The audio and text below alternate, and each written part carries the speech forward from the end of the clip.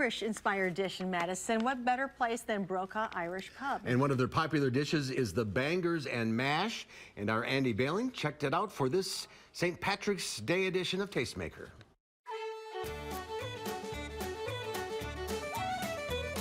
So we are here with Executive Chef Kate McGee, and she is going to be showing us how to create a plate of bangers and mash. Correct. So what all goes into this? Well, first we make our bangers in-house. It's pork sausage, a little bit of spices. We have our own sausage stuffer. We slow poach them in the oven.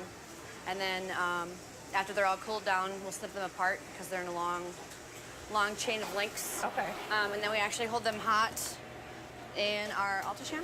Ooh. We hold them in there, and we typically hold them in garlic oil.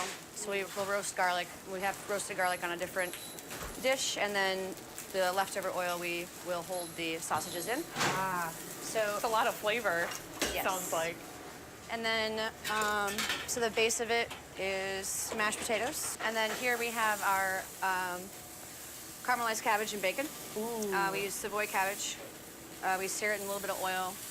And then we deglaze the pan with some cream sherry.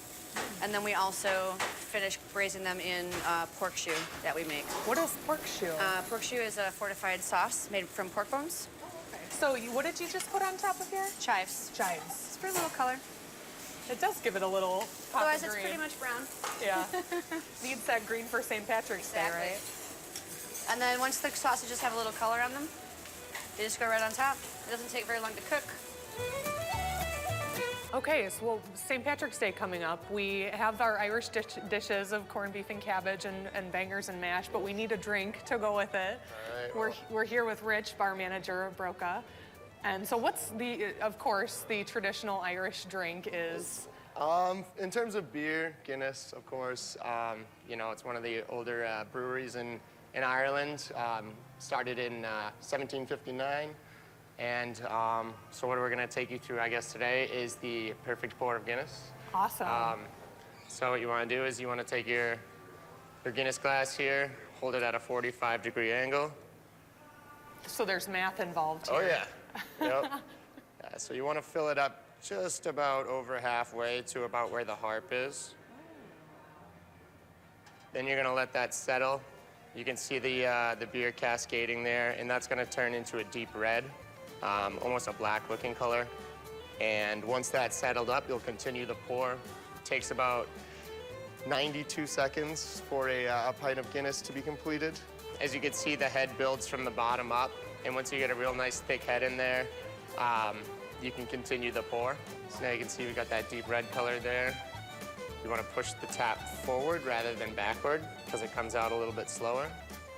And you want the head to just go proud of the rim by just a little bit there.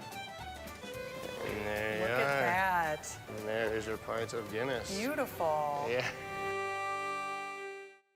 There's an art to that. There is, yeah. And I didn't bring any Jameson or Guinness today.